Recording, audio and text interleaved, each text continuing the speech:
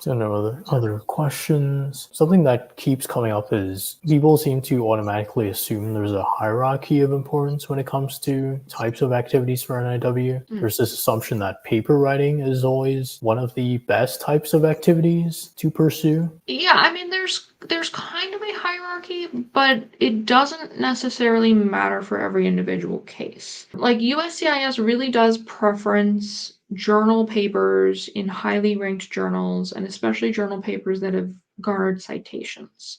So if you have a Google Scholar profile with a lot of papers, with a lot of citations, you have a really good case for NIW, and USCIS almost automatically acknowledges that. However, if you are, for example, a software engineer, you have the degree, and you don't have a record of publication, you still can get approved, but publishing is not the way to do that, because you might get a couple papers published in like mid-level journals. They might get a couple of citations, but that kind of record is not really going to impress USCIS. Instead, things that might impress USCIS would be speaking at a conference or serving on a committee or doing volunteer work in your particular professional field. In addition to kind of looking at the quality of opportunity or the hierarchy, you really want to look at relevance to your field and how USCIS is going to view your activities in line with your proposed endeavor. Because the key thing that they're analyzing is what you're setting out to do important to the US? And if so, are you really well positioned to do it? Are you positioned to accomplish it, to actually contribute to that field in the United States? And publishing papers is not, like, I would say for most engineers, it's just not the way to go. It can definitely benefit the profile. Like, I'm never going to say no if someone wants to publish a paper, because it is something that we will use. But I think it would be less important in that context than speaking at